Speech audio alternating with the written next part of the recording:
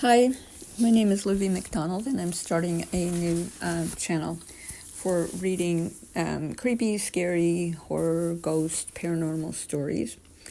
I have had another channel under the name of Patty Sforza on YouTube, with the Patty Sforza channel, Sforze. I'm AKA Patty. Some things have changed over the past couple of years. When I quit, I had just started uploading sound voice recordings on black screens. I don't have any pictures to add to the recordings. I'm just starting out. And I caught the long COVID at that time, so I'm recovered now for a while. However, other things kind of took hold, and I haven't had a chance to get back to it. So I had a big elaborate plan over at that channel to just maybe do 1 or 2 shows a week, maybe even just one. I don't have any plans right now. I'm just going to upload some audio at some time without any other plan or anything. I've changed a lot of things for this station. That's why I moved over from Patty Sforza to Livy McDonald. My Norwegian name is Mari Olivia Astrid McDonald, which may or may not be true, but I say that it's true. So otherwise, Liv or Livy. Anyway, I'm going to be starting a recording right now. I'm still trying to get my material back in order and also my equipment back in order. So I'm sorry if things are kind of like warehouse disheveled right now. I hope to get more organized as things go on.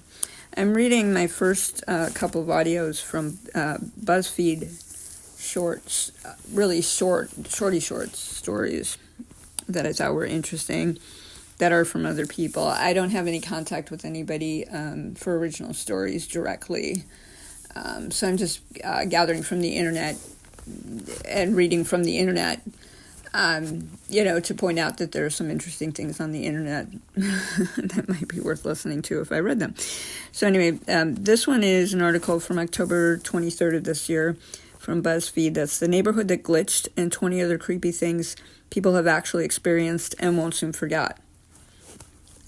And I would give credit to the authors of the compilers, but I think that's getting way too personal. It sounds like I have direct contact with anybody. As I said, I'm just picking up internet articles and reading them, hoping for the best. So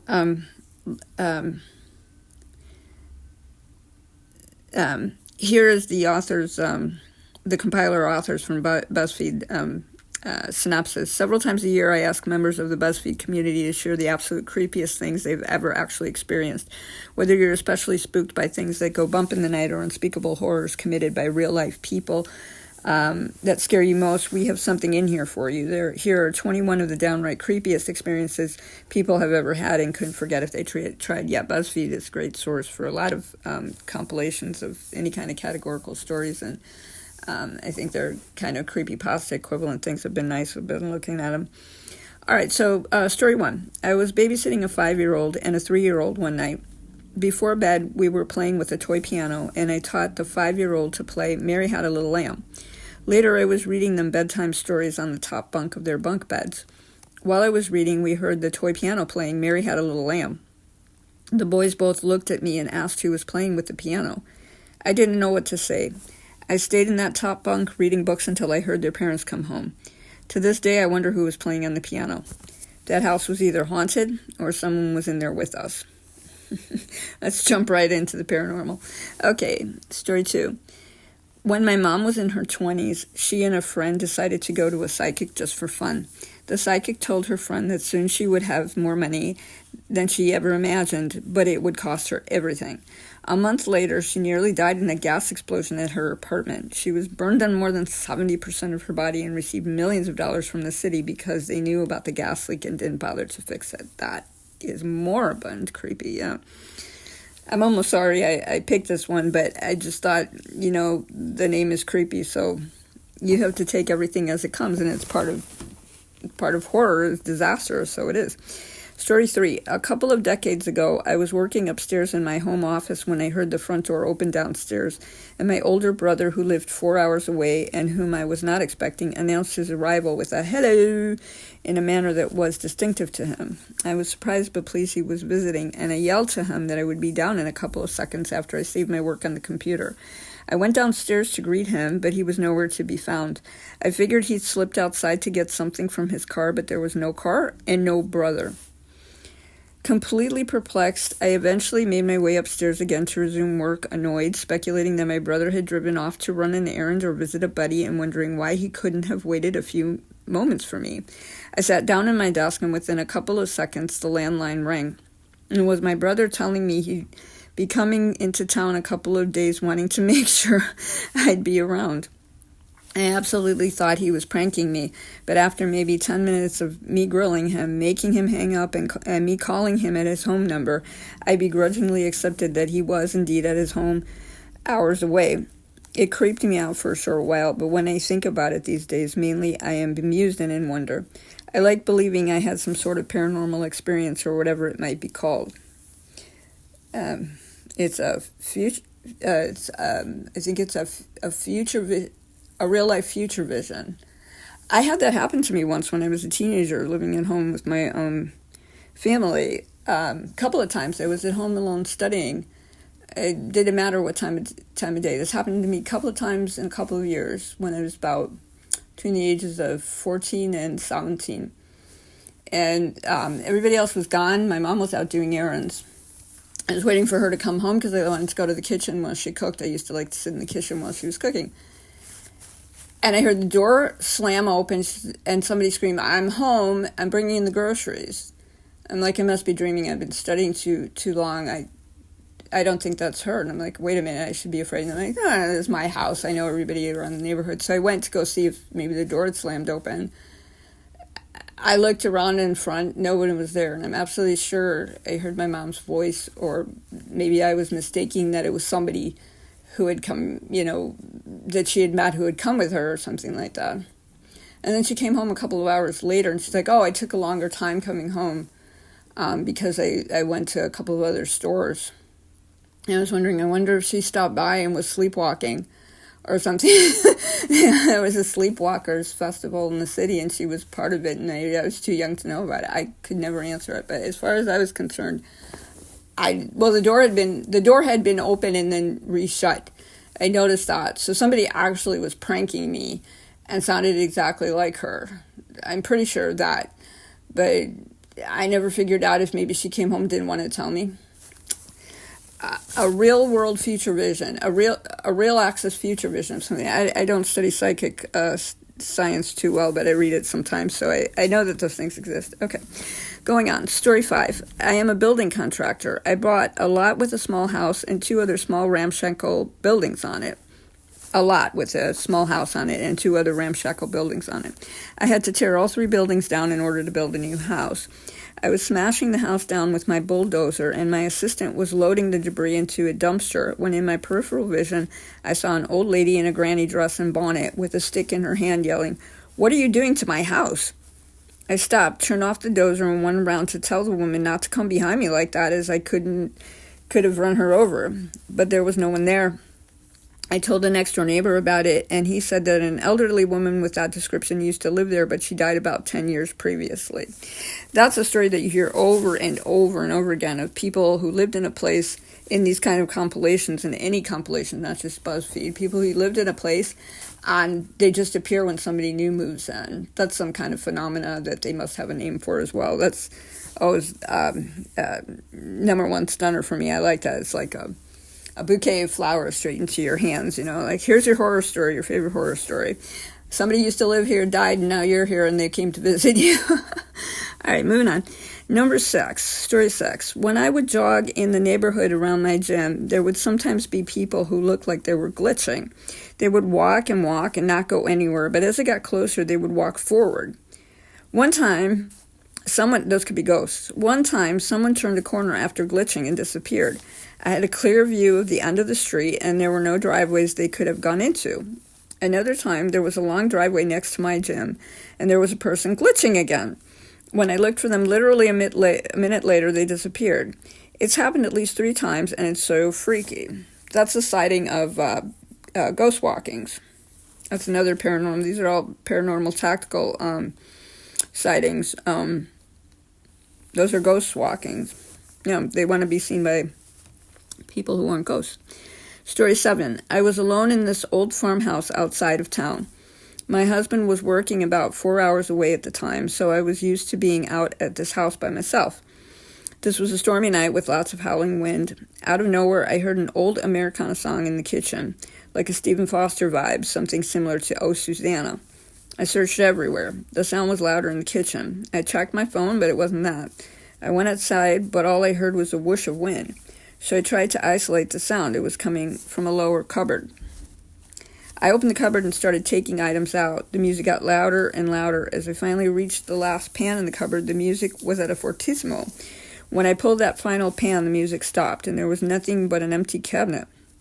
This wasn't the only weird thing that happened at this old farmhouse in Idaho, but it scared me the most. That's kind of funny. That could have been an old, maybe somebody clapboarded up an old internal radio mic that they forgot to tear out. Could be.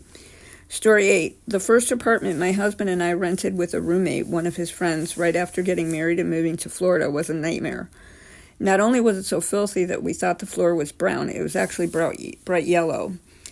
But the place would, on occasion, start emitting a smell so bad that we thought something was dead and rotting in the walls. Oh my gosh. We could never pinpoint where the smell was coming from, aside from generally around the stairs. It would randomly start smelling, then just stop. There was something horribly wrong with the stairs. I always had the image of an absolutely evil, hateful, vile old lady with white hair and a bun with no eyes, just black glaring holes, pop into my mind whenever I was on the stairs. It was so vivid and scary that I avoided them at all costs, almost falling down the stairs every time I had to use them. I could feel her behind me, but I was too scared to look back. It was such a primal fear that it nearly paralyzed me and rendered me speechless. We also had a kitten that would get scared in the stairs. She would run full out, hissing and crying, so scared she literally ran into walls trying to escape. This went on until we moved out after 3 months. About a year after we had moved, the 3 of us got together for the 4th of July and started talking about the apartment. I mentioned that there was something wrong with the place, and my husband said the stairs always freaked him out. I said they freaked me out too, and our friend said, I swear there was an old, evil lady with white hair in a bun with black. My husband and I both interrupted, and we 3 in unison said, glaring holes for eyes. None of us had ever said anything to the others because it sounded crazy, but we all got the same image in our minds whenever we were going down the stairs. Whenever anyone brings it up, we all get goosebumps. It's been 30 years. Some places are just evil. Yep, they are, because they're haunted by, now creatures that were people that died, became ghosts, and want to make contact, but want to keep their possession of where they were and how they were. They don't want to actually pass on. They want to remain in the status that they're in. And so they emit their thoughts, their physical ideologies somehow, metaphysically think, into the minds and the senses of the living, the people who are in the physical realm, metaphysically somehow, in a metaphysical plane, and they just transfer their ideology, what they're thinking, what they want them to know, like a picture straight into the mind through the senses. And of course, the only thing that anybody can do is react. It's not very nice to have strange things happening around you that you have no real need to interact with. So, reactions are typically whatever they are. It's normal. But that's all phenomena that actually has a lot of document, of course. Everybody knows that. Okay, story 9. My wife and I bought our first house in 2016 just after getting married. The house was close to 100 years old, and records, neighbor accounts stated it was previously the farmhouse for the surrounding area. As first-time homeowners do, we started dreaming big about renovations since this was our space. While we were doing some small DIY work, do-it-yourself work, DIY work, we found a fair amount of old items: school notebooks, fruit crates, 40s pin-up model pages, old records. Not odd, really, but we were the third occupants of this house, so it was perplexing to us. The family we bought it from had removed these items. That happens sometimes in real estate. Now I'm wise enough to know if you find something like that, leave it alone. It wasn't impeding the work and was in areas like the crawl spaces, so out of sight, out of mind, I thought. That's probably what everybody else thought. That's kind of something nice that somebody leaves behind. I mean, people sometimes do that when they don't have heirs and they don't want to make estate sales. They just do like a pay it forward with their belongings and their estates. And when the house sells, they leave their, kind of treasured things for antiques. It's kind of nice. Unless, of course, they're tainted with some kind of omen of the phenomena I'm describing. So this, after they die, whoever takes the possession, like they have in those grand horror movies, gets an immediate connection and becomes like the tool of the person who died and set up the plan. You never know. Shortly after, one of my daughter's toys that was in storage in the basement started giggling and saying, "Thank you." I'm strict about batteries being removed before something goes in storage, but hey, no one's perfect, so I went down to check it out. When I went to check, I stopped dead in my tracks because the toy was out of the locked bin and sitting in the middle of the room. That's pretty scary. It couldn't have been anyone else in the house who moved it, since my daughter was only 2 and my wife never went to that side of the basement. Wonder why. Creeped out, but ultimately okay with how the house spirits were presenting themselves. We had plenty of run-of-the-mill ghostly happenings. Moved items, faucets turning on and off, TV turning on and off, once while unplugged. But hey, it was their house before it was ours, and if they're not going to hurt us overtly or scare us, we can cohabitate. So he's accepted, the ghost ideal. We made the tough decision to move out of that house while we were expecting our second kid because we needed space for the extra human and wanted to be closer to family. On moving day, I was the last one at the house, cleaning it and locking everything up while making sure we didn't forget anything. All the windows in the house were closed locked, and I had closed the bedroom doors as well.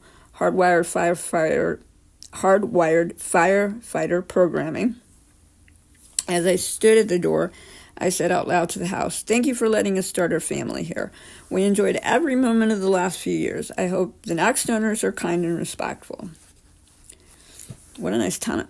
What a nice owner. Before I finished my sentence, 3 doors on the opposite side of the house slammed shut. The ghost didn't want to leave. Or I suppose it could have been 1 door slammed 3 times, but it sounded like 3. But I had already shut them before I came down. I promptly noped the hell out onto the new house. I'm sorry the ghosts were pissed we were leaving. That happened in Massachusetts, it says there in that one. Okay, I'm going to take a break and be back. Story 10. My friend Estrella tells a story that never fails to give me goosebumps. I consider myself an open-minded skeptic, and Estrella was a non-believer until this happened to her. When she was young, she and her family moved into a house, and her mother started talking and singing to empty rooms, which she had never done in their previous house. When asked, she claimed to be followed by a small blonde girl who liked it when she sang to her. Estrella and her siblings used to tease their mom about it, but she continued doing it. They eventually moved, and the little girl's spirit seemingly latched onto her mom and followed them to the new house. One evening, Estrella was angry with her mother, and when she came across her singing to the empty room, she yelled at her and called her stupid for thinking she saw these things. Later in the middle of the night, Estrella recalled waking suddenly and sitting bolt upright in a sweat. When she turned to look at her bedroom door, there was a little blonde girl standing in the doorway, not moving, not threatening, just gazing at her, making sure she was seen. Story 11. I was driving with my friend in the car. It was after midnight, and we were on our way home from meeting up with friends. We'd traveled this road hundreds of times. The streetlights barely lit up the road, and there were no exit ramps or places to turn for miles. We saw a car coming in the opposite direction and didn't think anything of it. We kept on talking, and the car was getting closer. Then it disappeared into thin air. Like I said, there were no exit ramps or any place they could have turned without us seeing. We were both shocked and confused. We never did figure out where the car disappeared to. Story 12.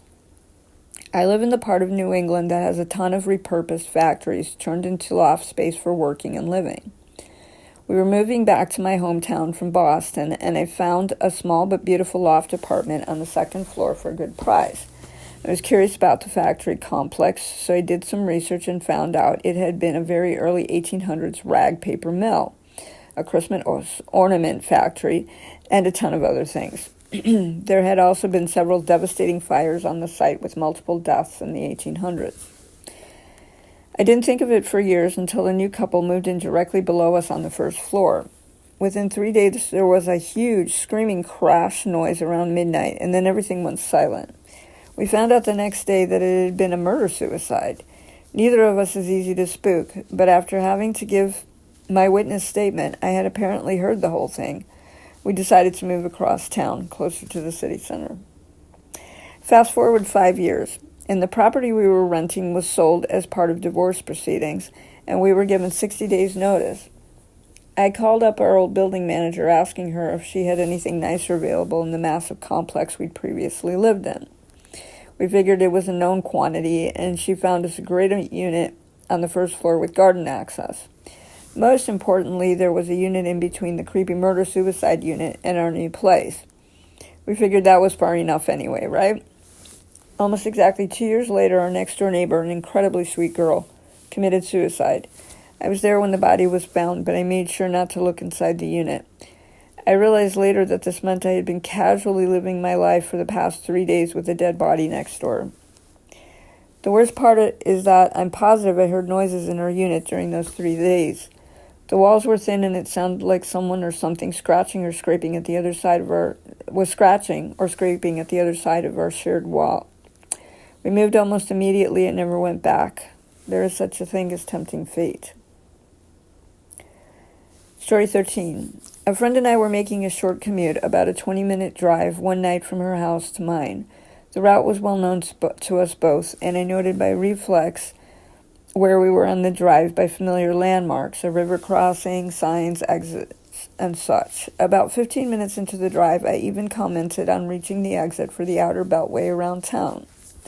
Suddenly, and without apparent reason, we both realized we weren't where we thought we were. Instead, we were nearly 50 miles in the opposite direction.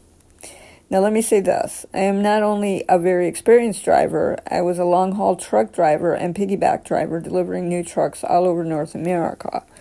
But I am also certain of where we were. Regardless of my driving ability, it was impossible for us to travel that distance in 15 minutes. It just isn't physically possible. No explanation can make it so. I'm also certain of the time, as we needed to be at my home to meet some others.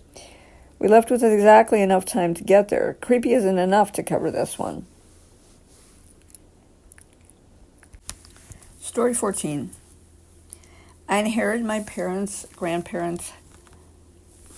I took a small break, and when I came back, I'm not even ready. I'm sorry. Let me start again. Story 14. I inherited my grandparents' house after my mom passed away in August 1999. My mom and I both were raised there. My grandfather and I were extremely close. We even shared the same birthday. Fast forward to 2001, and my son's father came back into our lives. All was well until one day we got into a very heated argument that reduced me to tears. I was sitting on my living room floor, my VHS sitting on top of the TV, videotapes neatly placed on top of each other, when the tapes went flying into the air and onto the floor as if someone slapped them off. Naturally, we both got freaked out and stopped arguing. I always told that man that my granddaddy was going to haunt you one day, and he did, too. Our friends also used to say they heard footsteps or doors closing if they stayed overnight. Pretty comforting to know Granddaddy watches over me. Story 15. In the 1970s, 6 of my college friends and I were student teaching in a remote area of Yorkshire. On weekends, we would travel around the countryside and to other parts of the UK. One weekend, we booked a bed and breakfast in Dublin, Ireland. 4 of my friends had rooms upstairs, but Cindy and I had shared a room downstairs, which was once a front parlor converted to a bedroom. That night, I had a dream that I could smell gas and that I was talking in slow motion, telling my friend we had to get out of there. I said the lights, which were gas-operated, were leaking. I woke up all sweaty, and my friend woke up at the same time. I looked at her and said I had a really bad nightmare, and she said she did too. It turned out we had the exact same dream. The next morning, we talked to one of the servers at the B&B. They told us that a century ago, the house was equipped with gas lighting and that someone died in there due to a gas leak. Needless to say, we checked out that day and went to a different B&B.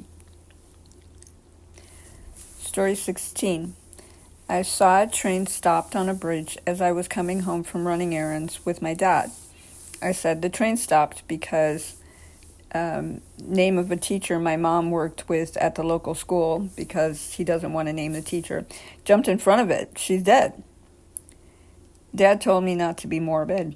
Within seconds of getting home, the phone rang. I said, that's the name of the school principal, and he named her.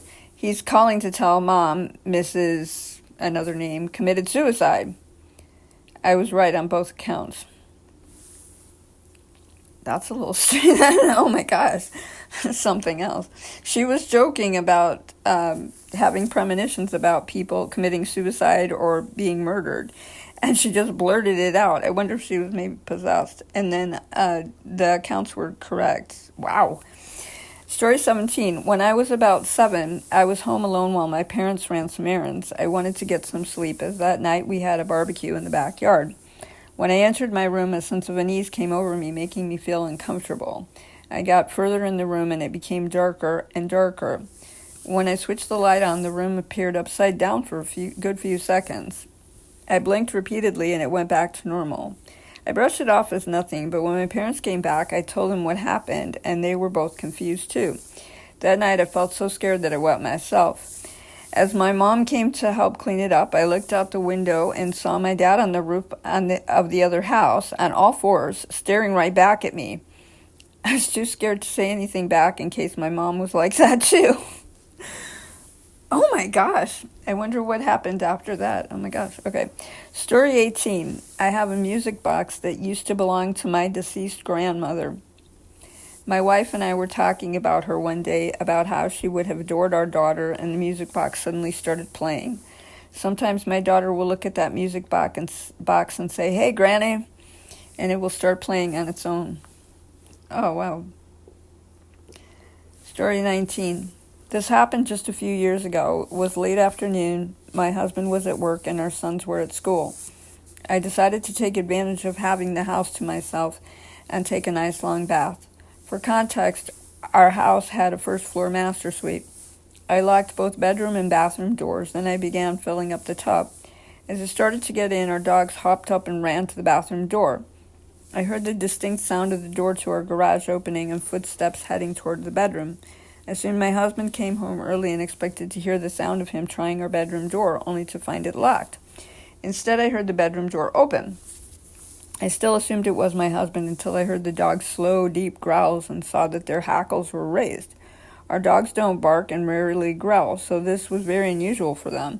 They were staring at the space under the door with their heads lowered, growling and backing away from the door.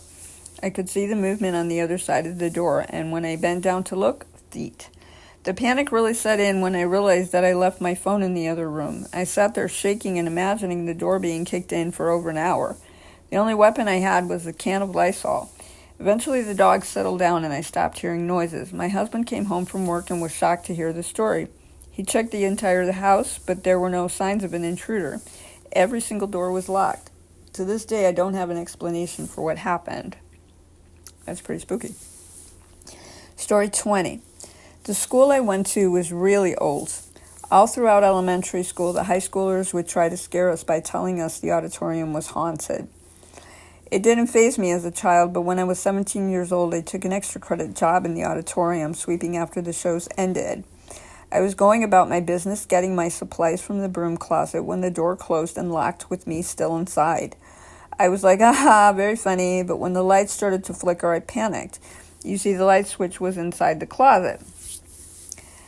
I heard what seemed like the giggle of a child, and after about 3 minutes, I was able to break the door open. I booked it out of there and ran to my supervisor. After I told her the story, she said, Oh, that's just Barbara. Apparently, Barbara was the first principal's child who died of a stroke in the auditorium. She's been haunting that room for about 230 years now. That was his supervisor telling her the story.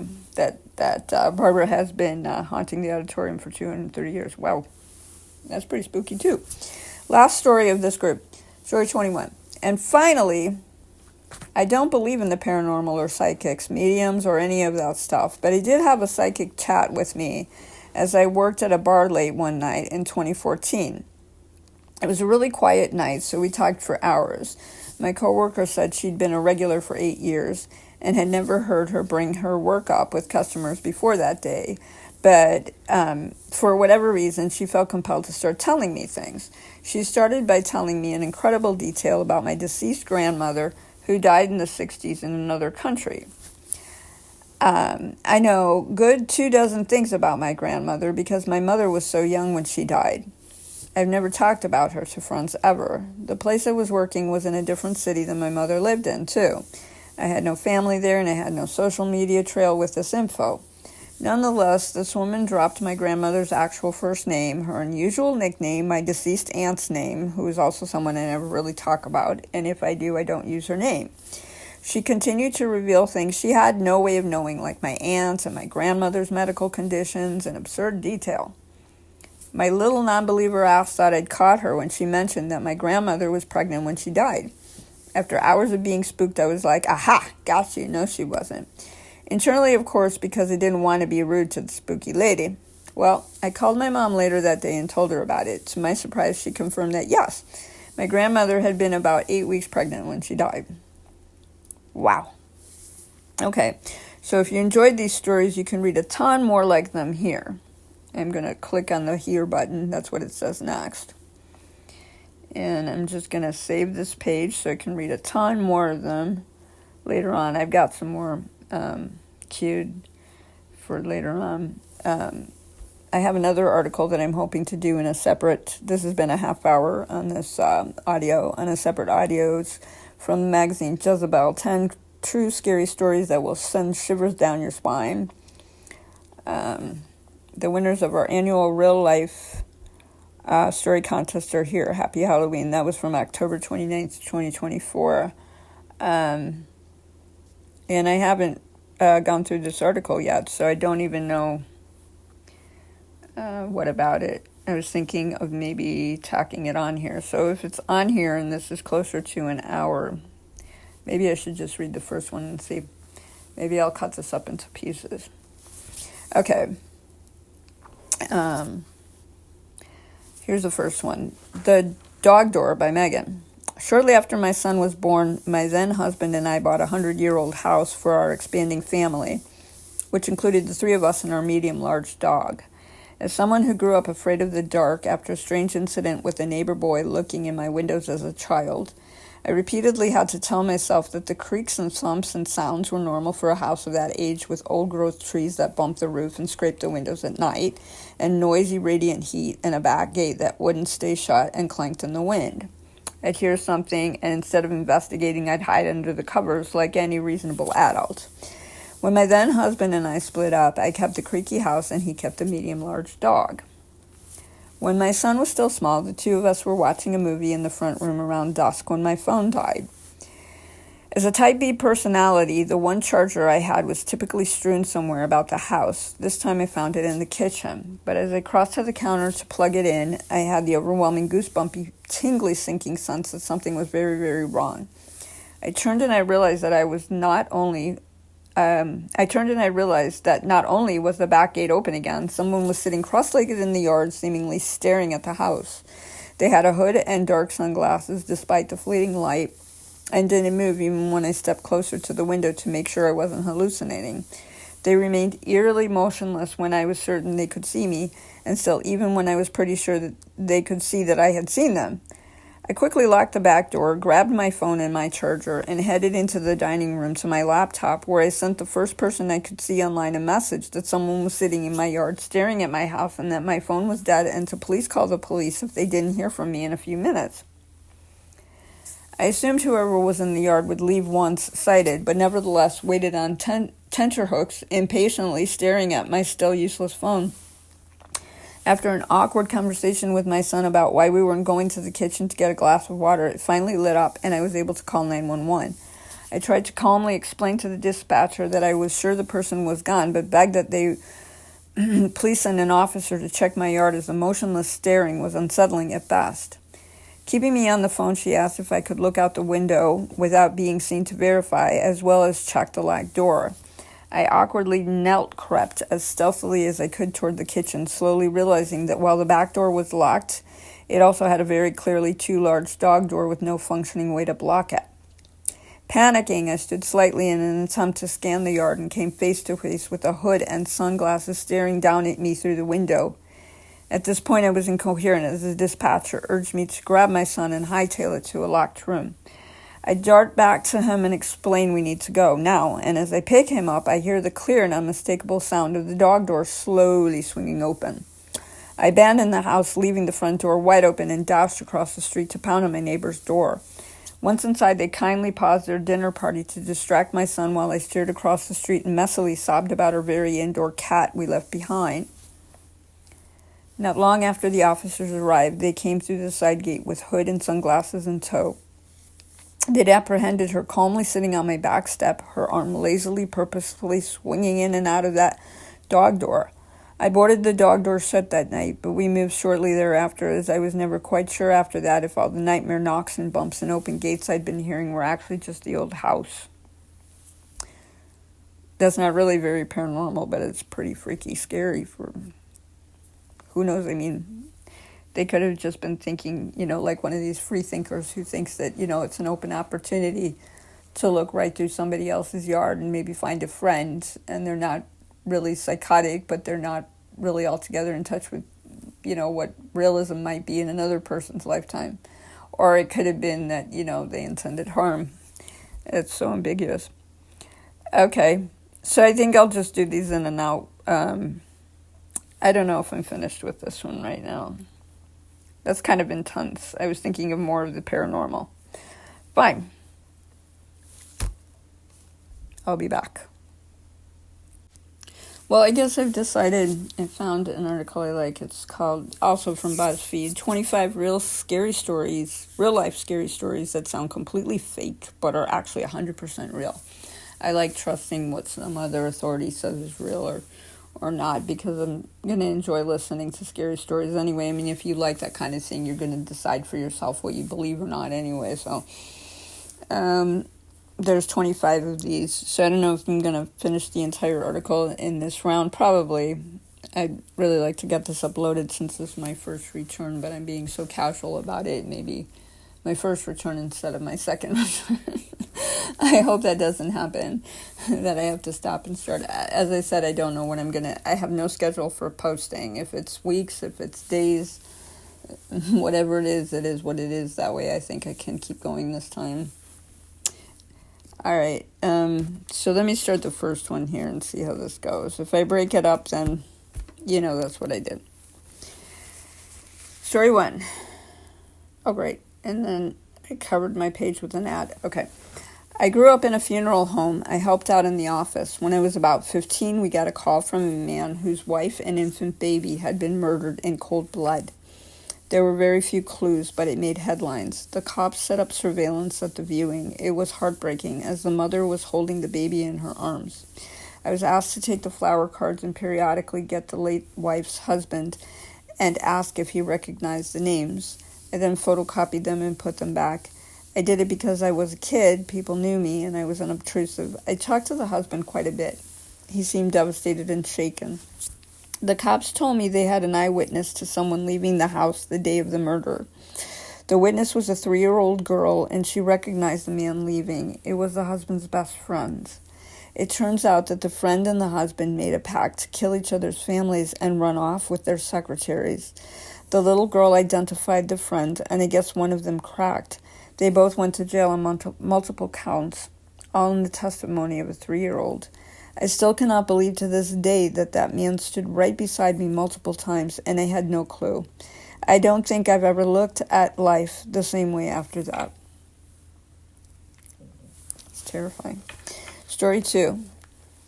One of my best friends growing up had an aunt who was the sweetest, most generous woman you could possibly know.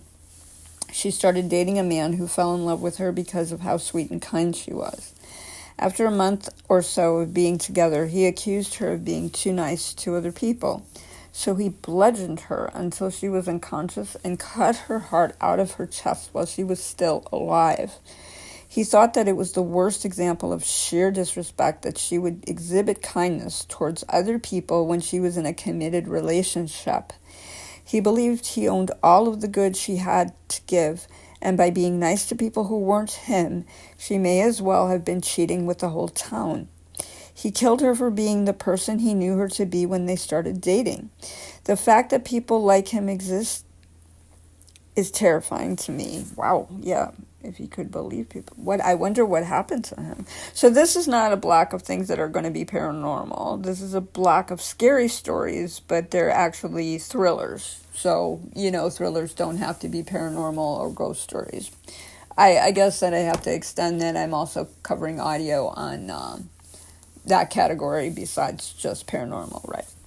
And let the ad cover my page. You know what? I'm going to take this as a clue to take another break. So we'll start on story 3 next time, right here. Don't leave. Okay, I'm picking up again today. I hope your overnight break was nice. That's a joke. Okay. That I'm going to keep making. With story 3 from the article that I had started that you must be still on, 25 real-life scary stories that sound completely fake but are actually 100% real. Sure. Story 3. A woman named Lorraine fell in love with my great-grandfather while he was already married to my great-grandmother. So one day she came to their home with a gun while my great-grandfather was at work. When my great-grandmother opened the door, she shot and killed her at point-blank range. My grandmother, then 3 years old, was behind her, watching everything. Thankfully, Lorraine didn't shoot her. This was around 1930, so forensics weren't very advanced. No evidence was left, and the case went cold. Life went on, and eventually Lorraine got what she wanted. She convinced my great-grandfather to marry her. She had 2 children from a previous marriage, both older than my grandmother. I don't know what happened to her first husband, honestly. My grandmother told everyone exactly who murdered her mother, but no one believed her. Who would believe a kid who obviously misses her mother and is having trouble adjusting to her new family? People just thought she demonized her stepmother for replacing her mom, or maybe just imagined it. Years pass by, and my grandmother grows up with her mother's murderer in her own house, sleeping just a few rooms away. Lorraine knows that she knows. She appears like the perfect housewife, swooping in and caring for the grieving father and child. My grandmother grows up tormented by her and her children. There was obvious favoritism. The stepkids are spoiled, and she's the black sheep of the family. She moved out and married my grandfather and had 5 sons. Lorraine became ill and landed on her deathbed, and there she finally confessed to the truth and told everyone what she had done. 57 years had passed since the murder and 16 years since my great-grandfather had died. He never knew the truth. No documents were ever officially amended to state that she was the murderer, as far as I know. The authorities consider the case cold, still almost 100 years later. That's one of the saddest things I've ever heard. Story 4. I live next to a murderer. Faye Swetlick was 6 years old when she was kidnapped out of her front yard. It was all over the news. I had news crews, cops, and even the FBI all over my townhouse complex. My fiancé and I met with the FBI 3 times. They searched our home and everything. I remember clear as day my fiancé FaceTimed me as the cops were digging through the trash cans directly in front of my townhouse. They pulled out Faye's boot and a bloody knife. Then they found her body dumped maybe 300 feet from my house. He had watched them find the murder weapon. The murderer put it in a trash bag along with his other mail. He eventually went to his back porch and opened his own throat. It's wild. I had conversations with that guy. I never knew he could be like that. Oh my gosh. Wildly insane. Okay. Story 5. A woman who went to my regular pub was out with her friend during the day, and in the evening she missed a bus home and ended up in another pub. She was tipsy and ended up going home with a man who lived with another male. They both had an obsession with serial killers and murdered her, And after they killed her, they chopped her body up. They spent the next week putting her in plastic bags and hiding them in bushes. They were caught pretty quickly, and thankfully they're in prison for life. The day she went missing, I saw her in the pub with her friend and stood in the smoking area with her, laughing about a pigeon who was chilling, too. I had a video where she is in it, and she makes jokes. This was just hours before her death. I think about her nearly every day. It's traumatizing, and she did not deserve such a cruel ending to her life. The police ended up going to the pub when she was only classed as missing, but they used the video surveillance footage of her because they could see she left alive and went somewhere else. They just used it to retrace her steps and asked if anybody knew of her whereabouts later in the evening to come forward. However, in the other pub she ended up at, they saw her on video surveillance with the man who murdered her. The police ended up actually randomly bumping into the man on the street with his accomplice. They recognized him and arrested him on the spot. He denied that he knew her, but his tattoos matched the tattoos of the man in the video surveillance footage. The police also found a blood stain in their apartment under their newly fitted carpet, and the DNA matched with the woman who was murdered. The police searched an entire canal for her body, but the pair were later seen on video surveillance walking along a canal multiple times with carrier bags, which they later found out was her body chopped into 11 pieces and tightly wrapped up to conceal the smell and hidden in a field. It's awful. Story 6. This happened to my boss's best friend when they were teenagers. The best friend's parents were out of town one weekend, and she had the house to herself. She went about her business, having dinner, watching TV. She then decided to go to bed. She was lying in her bed with her back to her closet when she heard the door open. She pretended to be asleep. A man was hiding in the closet and walked around her bed to the side where she was lying. She gently stroked her hair and face, then left. She immediately called her boyfriend to ask him to come over, then called her parents and then the police. This man had been getting into their home via a doggy door. They didn't have a dog and didn't bother to secure it, and he'd been living in a tent in the foresty area behind their home for months to creep on her. They found a ton of video surveillance footage of pieces of her clothes and other stuff. Wow. That's got to spook you for a very long time. Story 7. Excuse me, I was interrupted by an ad popping up on my page. Story 7. In the 1930s, near my hometown, a man killed his wife, his mother-in-law, and his 3 stepchildren. He dismembered their bodies and hid them in the root cellar. My great-uncle and his father, my great-grandpa, were out hunting when their dog ran off barking. My great-uncle followed the dog and found a burlap bag. He opened it and found the head of one of the children. When he told us the story, he said he looked up and the man was standing right in front of him with another burlap bag in his hands. His dad arrived, scared the guy away, and then they reported the head to the local cops. They found the rest of the victims and arrested the killer, who was executed a couple of months later. My uncle only told us the story once, but after he died, we found all the newspaper clippings about the murders in a trunk under his bed. I think it must have haunted him his entire life, especially since one of the kids was his age. It's a bit of a local history I grew up hearing about, but didn't realize my great-uncle was the one who found the bodies until I was a teenager, because he simply never talked about it except that one time. Story 8. My cousin's neighbor came over to visit and was acting off. First, her house was 3 miles away on a dirt road, and she had walked over in the middle of the hot summer. This wasn't normal for her. She was jittery and kept mentioning that she hadn't heard from her husband all day and was afraid to go home. My aunt came into the room, pulled my cousin to the side, and told her to keep the neighbor talking. She was calling the police. My aunt had noticed a chunk of what looked like hamburger meat on the woman's dress and thought that she might be in some kind of shock and that something might be wrong at home. The police arrived and took her outside. She continued to be jittery and not make a lot of sense. They checked her house and found her husband's recliner soaked in blood with a trail leading up the stairs. On the stairs they found fingers, and at the top of the stairs in the bedroom they found her husband dead. She had killed him with a butcher knife because he was taking up too much of her time. As she left, he wasn't dead yet and had started up the stairs to get the phone. She attacked him again and cut off several fingers. She believed he was dead and took off, but he wasn't. He almost made it to the phone. Story 9. My neighbor's sister, her husband, and their 2 kids went up to Washington to camp every year. It's late May or early June in 2003 in 2003, and the son goes to use a rope swing to jump into the lake.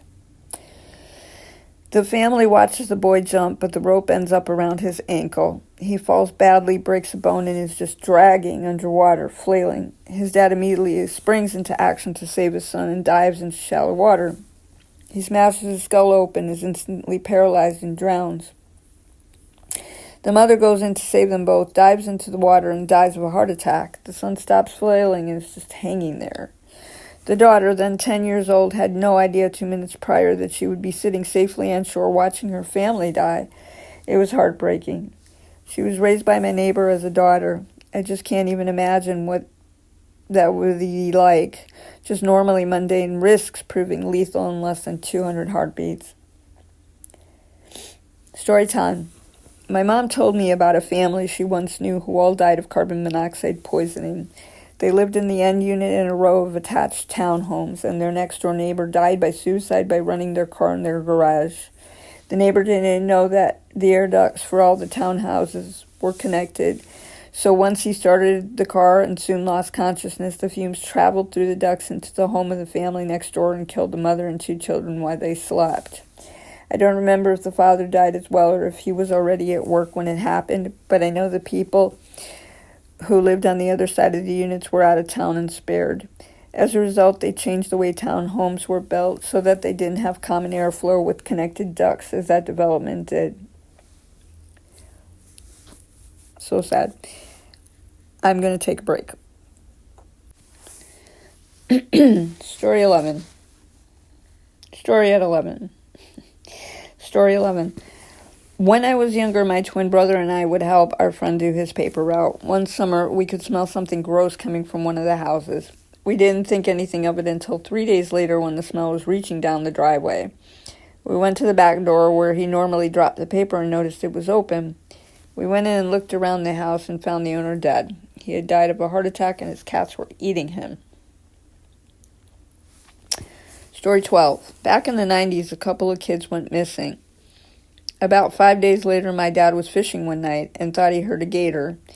He got his big spotlight and pointed it toward the noise. It wasn't a gator. It was a bloated dead body bobbing up and down in the water, eyes open and facing my dad. It turns out the kids had driven into the water by mistake. They found the other body a few hours later after my dad called it in.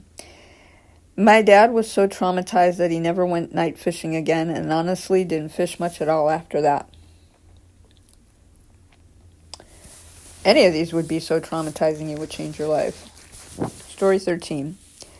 A guy I was good friends with had a party one night and invited me and my wife. It was our first day off together in a while, and our daughter was 2 years old. I mentioned it to my wife, and my daughter said, "No, don't go, Daddy." Of course, I couldn't resist that, so I stayed home and we had a good night.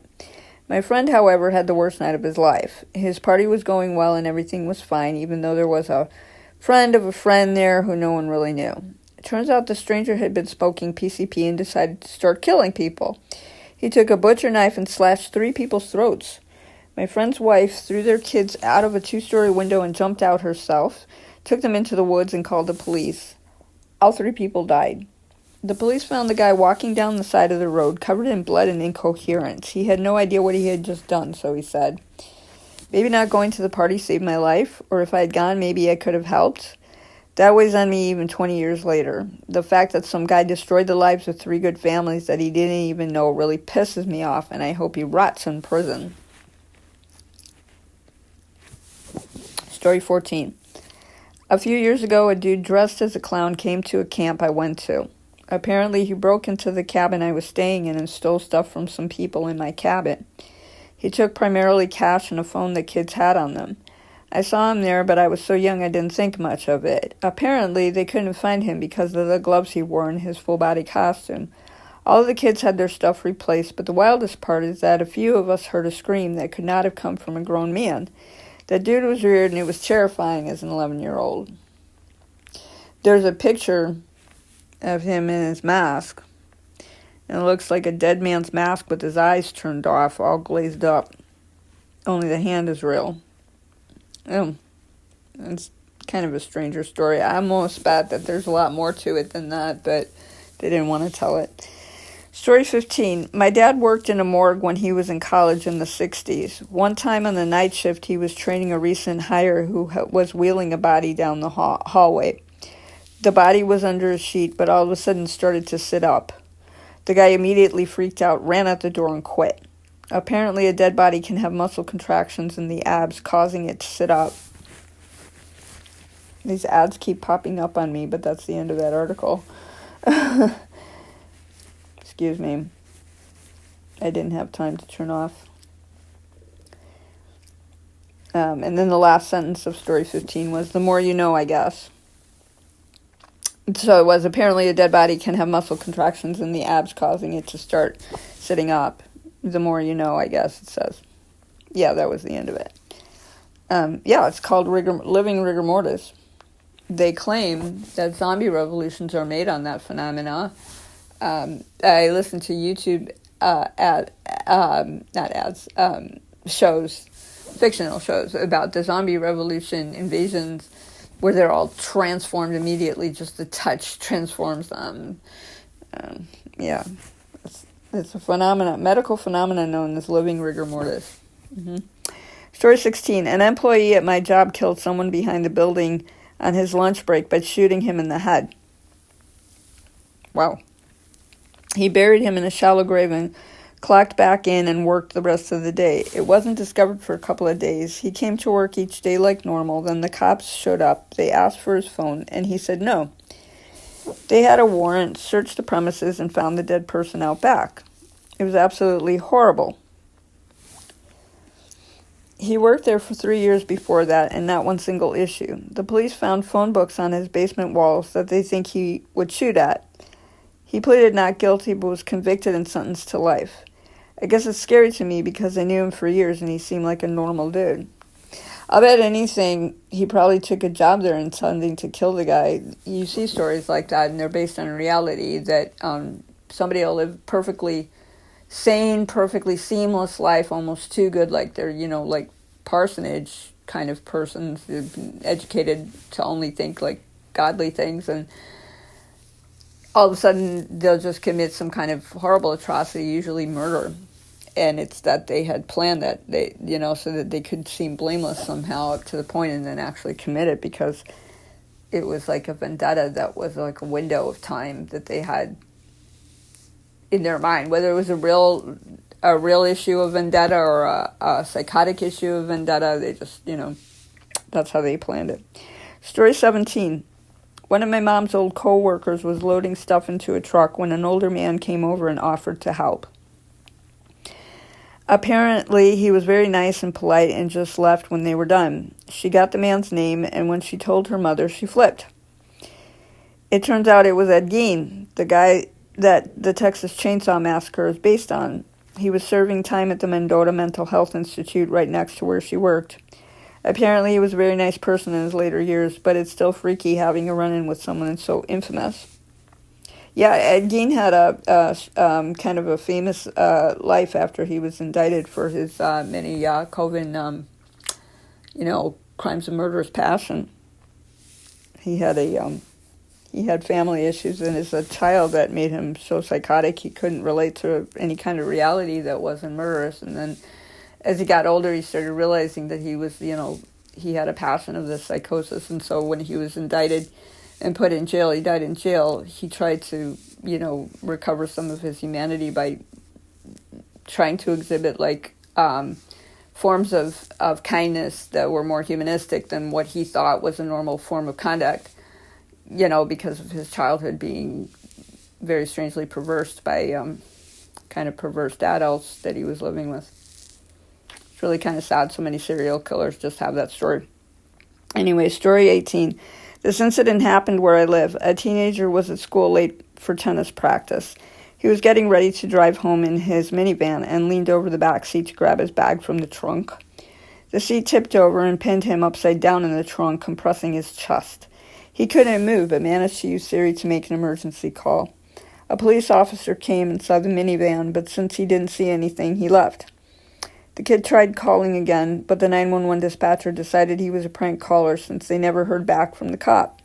The kid died a couple of hours later from asphyxiation in the back of his own car. His parents found him several hours later when he didn't come home. Oh my gosh, another one. That's another phenomena. It's a psychotic spiritual syndrome, where everything is against you in a day, in an hour. It's like a false judgment day that just goes against you, and there is absolutely no spirit that works in goodness for you. And there's absolutely nothing else but a spiritual value that could help you. And I'm not very educated in psychic issues, but it's another psychic term. And there's nothing to save you, and people die that way. It's a curse of death, and it's really, really very sad. And he got it. He died that way. Oh, that's so sad. I keep getting ad flips. Okay, story 19. My mother wanted to sell the old family station wagon back in the mid-70s. She had a phone call from an interested buyer, but something about him seemed off. She told my dad that she wanted him there when a guy came to look at it, and my dad was the one who went with him when he took it out for a test drive. They ended up selling it to him. It turns out later on that the guy murdered someone and used the station wagon to take the body somewhere. I don't recall if he was a serial killer, but that was a very uncomfortable brush with danger. My mom's intuition might have saved her life. Another very, very ordinary scenario that you see in murder files and like FBI files, especially brand new car purchase from a local family that's on the up and up, has to be a clean vehicle. All of these ordinary people, vendetta scenes of planning. It's kind of like a cult scene when people are on the borderline psychosis and they need to sort of grab back onto their own realism, and they can't until something that happened to them, whether it was real or imagined, is paid for by murder. So they get, they'll find a paid murder group. There are such things. I'm sorry I said that. Let me say that should sound corny to everybody. But they'll find a corrupt circuit of, horrible kind of murdering circuit, a coven circuit, to go after, this vendetta and cover them. They're never found out. The cops can never, pursue it, but they do, and it's charged, but it's accomplished. You see what I'm saying? There is no obstruction. It's accomplished somehow by nearly paranormal means. And the scripting of it, it's always scripted, is absolutely perfectly, seamlessly ordinary. These vendetta scenes have to, from coven occult groups that are covered and then taught almost. It's like a conference room setup. Like you'd go to talk to a cop or an FBI agent. Instead, you go talk to an agent of a coven that suggests to you how you could fulfill a blood vendetta, I'm saying. So these things exist. So they follow through on it by seeming perfectly seamless. They have to find ordinary, clean solutions to make the murder a clean response to a horrible psychotic situation, which is blown completely out of proportion. It has no other human solution but a blood murder. I mean, in some cases. I don't know if that's it. Okay. Story 20. Back in 2006, when my older sister was moving to a new city for work, my parents and I helped apartment hunt for her. My sister found a really nice apartment in a nice locality, which was absolutely perfect on paper.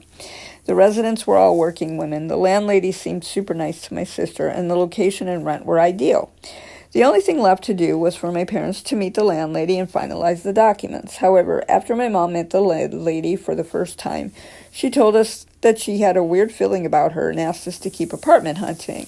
So that's what we did. Anyway, fast forward a year or so, and we find out from the local newspaper that the landlady was into black magic, and she had allegedly murdered some of the residents to use as sacrifices for her rituals. I wish they were lying. To date, it is one of the most terrifying things I've read. Okay, there are only 5 more stories in this collage of creepy but true psychotic stories. And I'm going to have to pause and take another break until tomorrow. So I will finish these and then post them tomorrow. Have a good evening. I'm back. It's not been a complete day, but almost that. I hope your break was also nice. Mine was decent. Okay. Story 21. About 13 years ago, my sister came home from college for the summer. One day she got a frantic phone call from one of her roommates. They never locked the doors in their house. This roommate was taking a shower, and when she got out to dry off, she heard a noise coming from the vent directly above her. She grabbed her phone, turned on the flashlight, and pointed it up at the vent. All she managed to see was an eyeball staring at her before she justifiably flipped out and sprinted out of the house in nothing but a towel. She called 911 and the police went into the attic and arrested a person who was homeless. He allegedly had been walking around checking for unlocked doors. Then it all started to make sense why food was going missing. The girls assumed someone was lying about taking food. I have zero clue how it was possible that this person was looking through a vent, but it happened. Story 22. My soccer coach used to tell us this story whenever we were practicing hitting the soccer ball with their heads. My coach said he had a player who went out of his way to head the ball as much as possible and got really good at it. But one time the ball hit him square on the top of his head and his tongue was out. The guy ended up biting his own tongue in half. You might think he was just telling a story, but he told it with such seriousness, I 100% believe him. It scared me off heading the ball every chance I got. Story 23. A woman I'd gone to school with was murdered by her husband in an attempt to get her life insurance and also free himself up for the other secret relationship he had going. He tried to stage it as an accident that she had been crushed by a round hay bale that fell off the tractor forks. But the investigators noted she had blunt force trauma to the head, inconsistent with his story. What's even more messed up is that they had a house fire a year prior that he claimed started when he was deep frying pierogies at 3 a.m., but most people now suspect it was his first attempt at murdering her. Story 24. When I was a teenager, I lived in Rockford, Illinois for a while and worked at a cemetery for a summer job. The dude I worked with was an old man who lived on the west side of Rockford his entire life. He was the type of guy who was an elephant's memory. He knew the lore, stories, history, and rumors about every bit of Rockford. One day we were driving to the older cemetery we took care of from our shop at the main cemetery. I took a wrong turn and the old man pointed at a house and said, "Yep, that's old mass murderer Simon Nelson's house." I asked who the hell that was and he told me the story. When we got back to our shop at the main cemetery, he pointed out Simon Nelson's children's graves when we pulled in. To this day, the house is still standing and frequently goes up for sale. Out of curiosity, I looked up the real estate listing a while back, and it looks like each owner begins renovating it and then it goes up for sale. I would imagine that house has some very dark energy to it and nobody can stand to be there long enough to complete the renovations. That would be a nice expose to see on TV. About the Simon Nelson house and the Simon Nelson gravestones in the cemetery in Rockford. Would have been, I don't know, maybe yeah, maybe not. Anyway, I would have watched that probably. Story 25. And there was a super eerie case in Lebanon involving a family from a village called Kvarshima. Neighbors had been whispering about them for years due to their reclusiveness and antisocial behavior, but it wasn't until last summer that the authorities broke into their property and found 5 dead bodies in different states of decay in a hidden locked room under the house.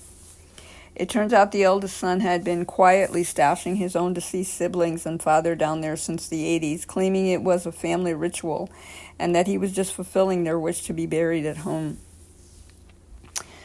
While some siblings died of natural causes, one brother, George El-Fatah, had been killed by another sibling, Khalil, during the Lebanese Civil War. Khalil died by suicide in 2000, and a baby girl named Marie died at 1 year old for reasons that remain unknown. But it's rumored that one of the brothers killed her out of jealousy. The eldest brother, Christo El-Fatah, was living there with his 90-year-old mother. He was arrested, the mother was sent to an older person's care facility, and the bodies were finally given a proper burial. The story was absolute nightmare fuel when it broke out. That was in the country of Lebanon, I understand, because there are places called Lebanon in other places, but with the names it's obvious. Things like that happen. Moribund that they are, but they do. Okay, so that's the end of this set of articles, 25 stories. I'm going to go back to Jezebel and read the second story out of that article. Let me pause. So this audio is nearly up to an hour and 10 minutes. And I was thinking of trying to make it go just a little bit longer. So since I still have the Jezebel articles from their contest winning, Halloween contest, scary story Halloween contest, spine-chilling stories for every year, 23, 24, and 25. I have the articles pinned on my browser. I thought I'd read a few more to span out a little bit more time here. Okay. So the first one that we had read earlier in this audio was The Dog Door by Megan. That was pretty scary. Okay, the next one after that is Please Just Go by Cloud Dancing Texan. Please Just Go by Cloud Dancing Texan. Okay, here it is. My cousin was shot and killed in the late 90s. He was very young, only 21, a victim of mistaken identity. He and I got along well, and I loved him, of course, but we weren't particularly close, so when I started dreaming of him constantly, it was unnerving and very draining. Years passed, I got married, had a son, moved a couple of times, but I still have very lucid dreams of him. It was exhausting. One afternoon, I fell asleep on the couch in our living room while my son played quietly on the floor. My husband had night school, so he didn't get home until 9 or so it was just our son and I that were home. While I napped, I had one of those very lucid dreams. I was napping on the couch, but knew he was approaching our house. I knew in the dream that he was dead. The knowledge filled me with a paralyzing feeling of dread. I couldn't move and was very afraid as he walked up our driveway. I could see his shadow walking past the front windows, saw his silhouette through the frosted glass of our front door. In my dream, my son, only a toddler, saw him and stood up and began to approach the door.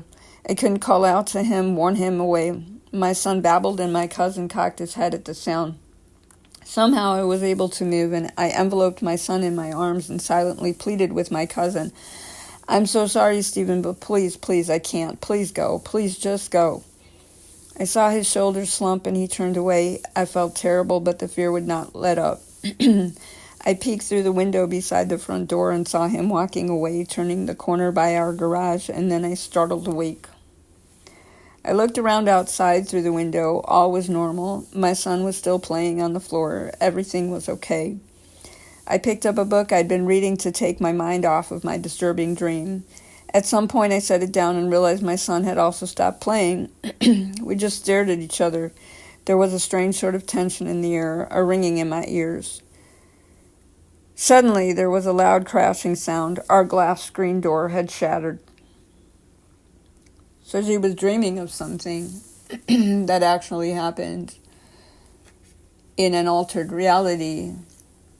The dead man, her cousin, had not actually broken through into actual reality, but he was using her sleep consciousness to sort of break through some point of astrophysical space to locate them and maybe, just be with them somehow. But that didn't happen. He just managed to break their glass. Okay, so that was from the 2024 contest winners, and now I'm going to start reading from the recent ones, the 2025. I'll read a couple of those. The Crematorium by Lee Brown.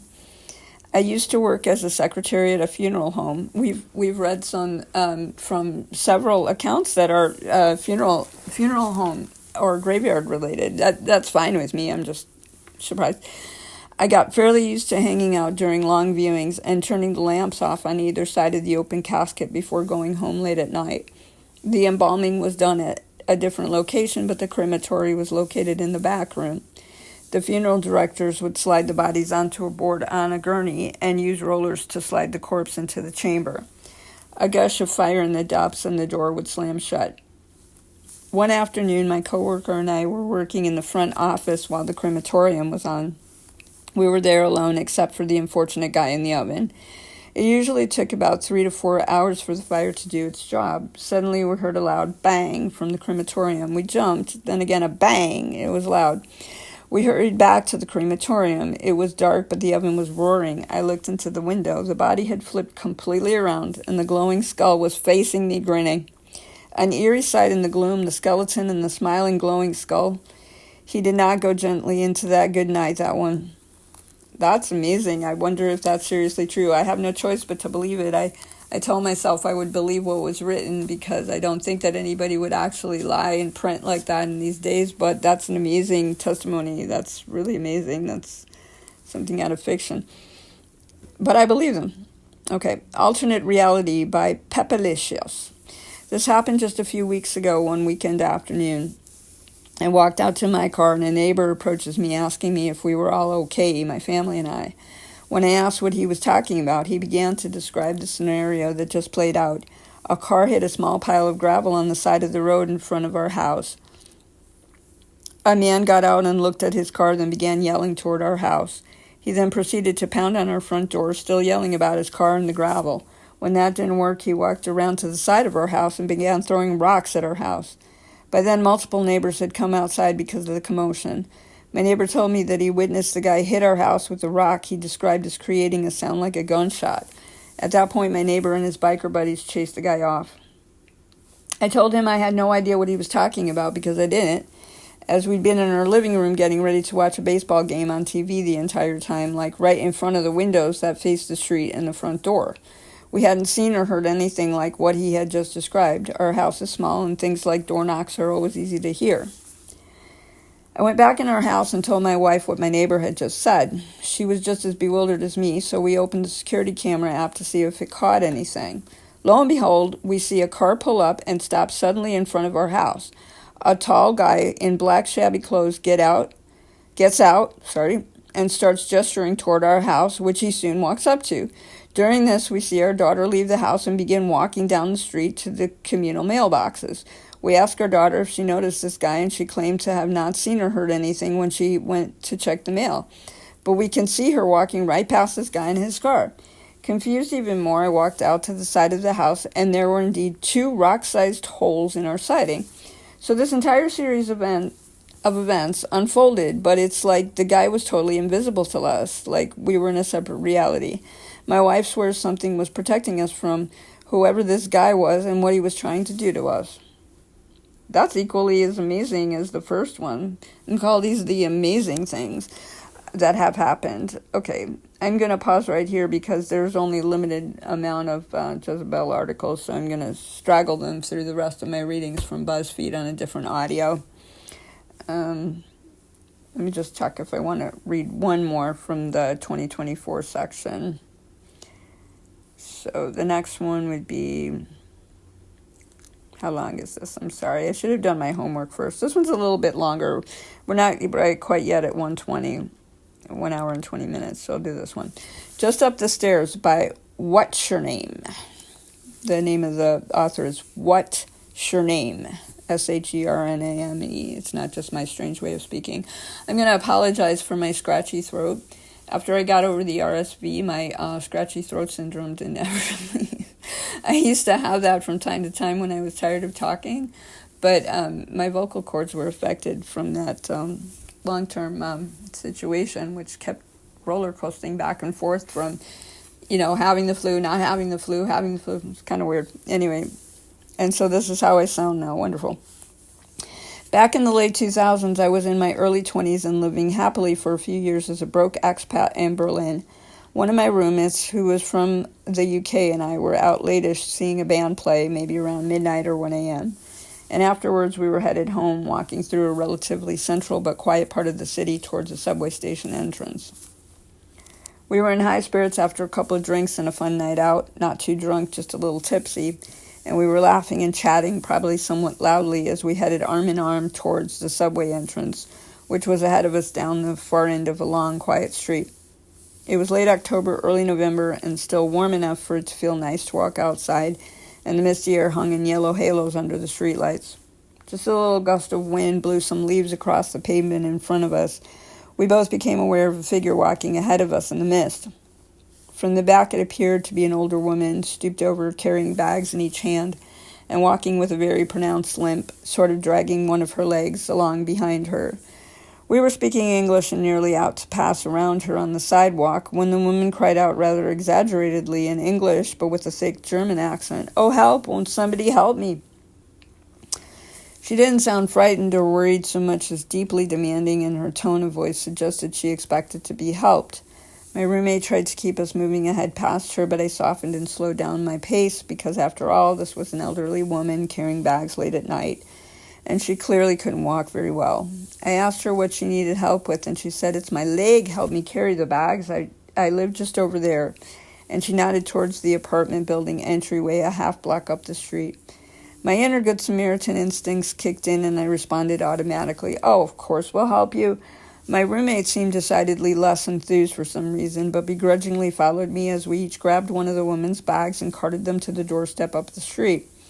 As the woman's face came into sharper relief underneath a nearby street light, I realized that she looked exactly like a witch out of a German fairy tale. Bent posture, a large wart on her nose, grayish-white straggly hair, and she was wearing dark wool clothing with a hood. I was honestly taken aback by her appearance and nearly gasped out loud, but again, wanting to be polite, I pushed this to the back of my mind. Who cares what she looks like, I told myself. She's just an elderly lady who needs our help.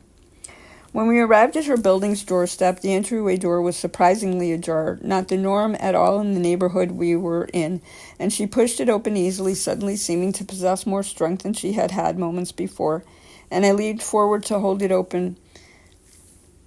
And she leaned forward to hold it open for me so that I could go in first and she would be behind me. She gestured up a dark and dingy flight of stairs and breathed, "Just up the stairs, just up the stairs." I froze in my tracks for a second in the doorway as my tipsy 23-year-old brain tried to puzzle it out. Logically, the polite thing to do would be to carry the bag up the stairs for this woman, right? But then again, all the hairs were standing up on the back of my neck, and the building's hallway was a narrow staircase, and the dim fluorescent yellow light looked awfully foreboding. I could just make out a doorway at the top of the stairs on the right-hand side that was also slightly ajar, leading into an apartment. An air of intensely stale, musty smoke wafted down the stairs, and then there was the tone of stark urgency in the woman's voice as she urged me to step fully inside and get up the stairs as quickly as possible. If I had to describe her tone, it wasn't too far from the voice of a cartoon villain rubbing their hands together while hatching a nefarious plan.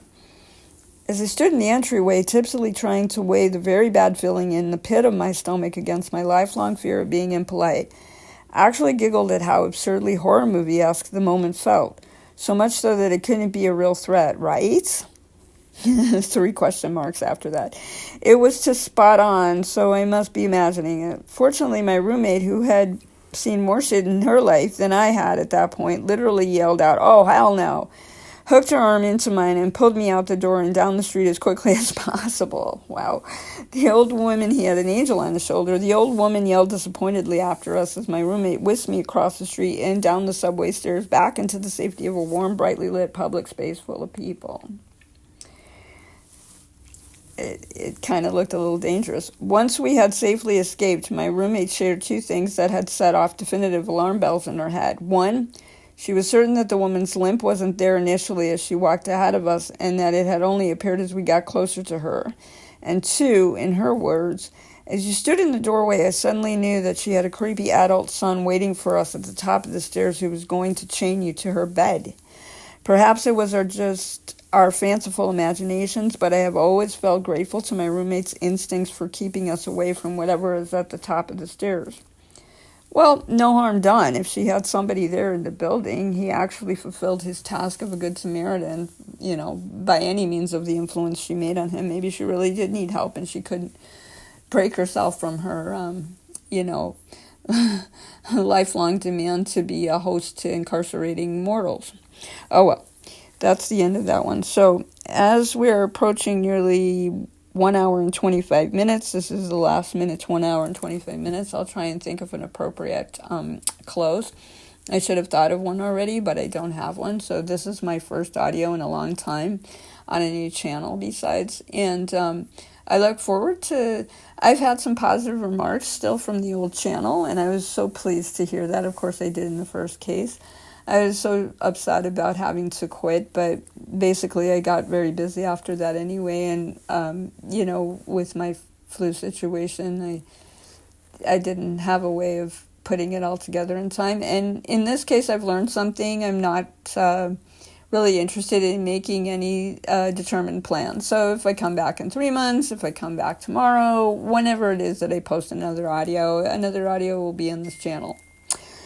So that's about it for me. It's now 1 hour and 25 minutes. I hope anyone can enjoy this audio. I'm sorry that I don't have any kind of photograph to pin to it. I'm not quite sure how to do that. If I find a way, at least I'll try and put up a photo. I don't have a running video to put behind it. I wish I had a better studio situation at this time, but I don't right now. Something to look forward to in the future.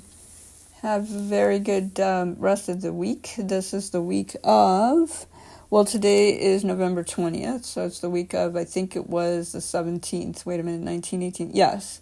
And if I don't see you before what's called Thanksgiving here, then have a blessed feast.